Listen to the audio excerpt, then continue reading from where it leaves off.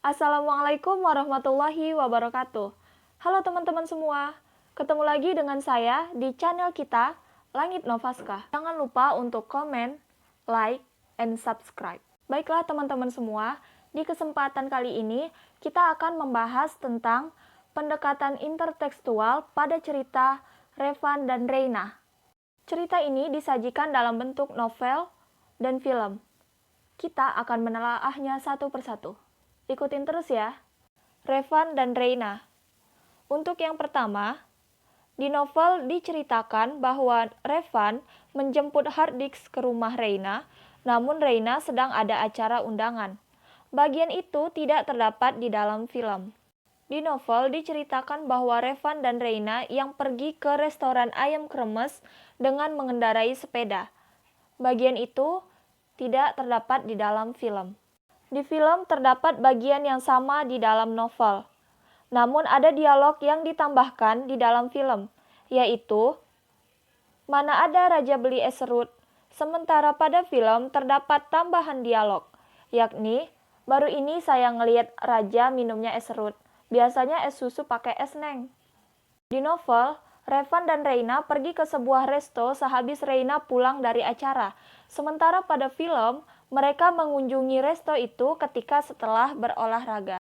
Ketika Revan terburu-buru berangkat ke sekolah, di novel diceritakan bahwa Revan sempat berdebat dengan seorang gadis SMA, namun di film bagian itu tidak ada. Di novel terdapat bagian Revan, Reina, dan mamanya Reina yang berbincang tentang rencana kuliah Revan nantinya. Namun bagian itu tidak ada di dalam film.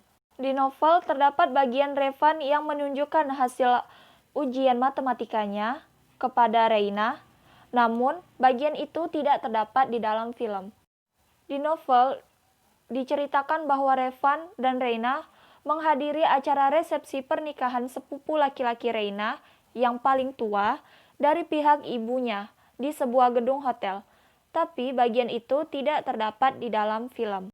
Di dalam novel, diceritakan bahwa Reynald, kakak laki-laki dari Reina, adalah seorang mahasiswa desain komunikasi visual tingkat akhir yang menghabiskan waktunya di kampus untuk menyelesaikan tugas-tugas akhir.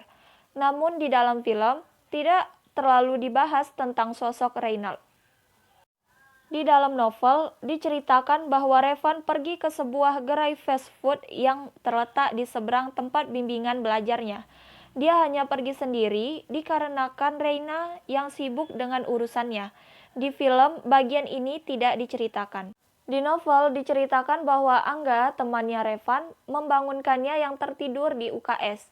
Namun di dalam film, bagian itu tidak ada.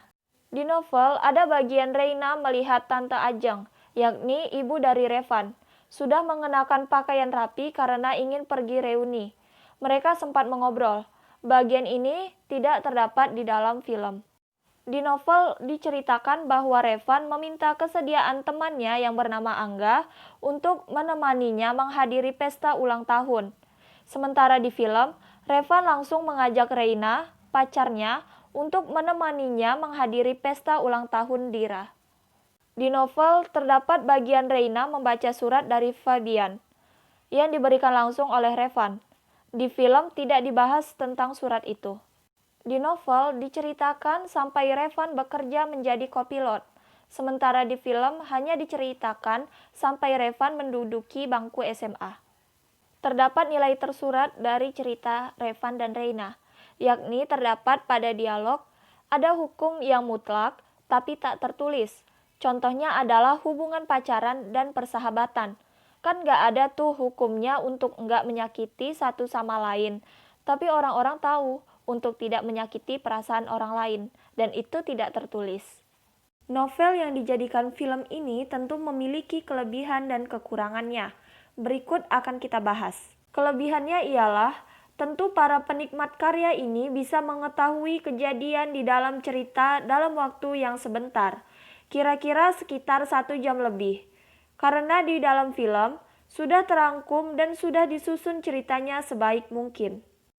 Kekurangannya yaitu cerita yang ada di dalam film tentu tidak selengkap yang ada di dalam novel, dikarenakan waktu yang terbatas. Di dalam film, Tidak dibahas secara detail tentang setiap tokoh dan perwatakan, serta setiap detail kejadian. Tidak terasa waktu berlalu, dan pembahasan kita pada video kali ini cukup sampai di sini. Jangan lupa mampir lagi ya. See you guys.